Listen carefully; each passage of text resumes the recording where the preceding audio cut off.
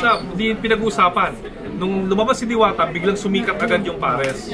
Dapat yun yung dapat tulungan natin siya lalo. Kasi the more na mas marami siyang gagawing ganyang negosyo, mapapatok.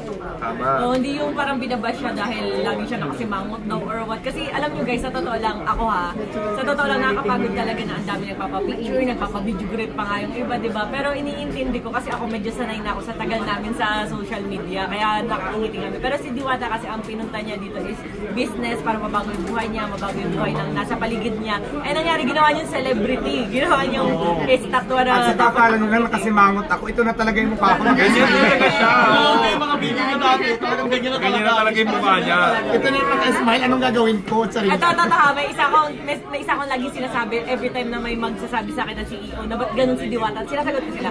Alam niyo, hindi naman sa pag-ano, marami akong LGBT friends. Ang Becky kasi talaga, sa totoo lang, ano ba yung ma-okray? Kunyari, tsaka mo, pero hindi naman niya ibig sabihin na ang pangit mo. Parang expression lang nila na minamasama ng mga tao kasi. Parang sobrang binibigyan ng big deal. Kasi nga, pag binash nila to trending, eh di kikita sila. Ito naman, binababa. Maghanap na sila may uputas, diba? Kaya kapag mag-birthday ka, lilipas din yan. which is totoo naman talaga, lilipas naman talaga.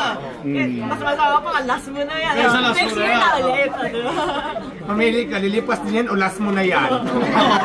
Diba hindi nga yung sinabi para mang-visit? Kasi nga sabi nga, mas mabilis sabihin yung happy birthday kaysa lilipas din yan. Kumbaga parang ganun kasi siguro yung mga attitude minsan ng mga Becky, di ba parang nako-okay, pero hindi ibig sabihin na masama siya or what. Yung nag-upload nga, hindi na-open din. Pumunta ka sa comedy bar, ganyan ang maririnig nyo. Marami kasi akong friend na Becky talaga, kaya sanay ako sa mga ganyan.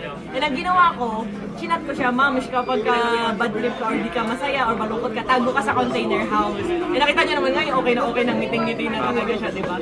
Na ano naman lahat, parang nag-guide naman lahat, nababago naman. So wag natin agad i-judge na ang samang tao, na lumakatundo. Hindi naman sa ganun. Asa ka na bang atraso ko, yun lang yung hindi nagpa-picture, hindi ko lang nabati na din ako ng sabiro, short clip lang kasi pinakita nila. Masama na ba yun? Pati nga yung 1.5. Yan lang bang basihan para galit na galit kayo sa akin? Diba? Saka yung 1.5 isang picture.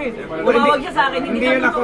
Imagine nyo kasi. Marami kasi ngayon talaga gumagawa ng fake account gamit yung pangalan ko na ginagamit na talaga sa hindi maganda. Siyempre, yun lang mag-reviews eh. So ako naman, as long as sabi ko na wala akong ginagawang masama, lumalaban ako ng patas sa pamaraan, wala akong taong ay nagrabyado, may perwisyo ko lang, wala akong pakialam sa mga basher.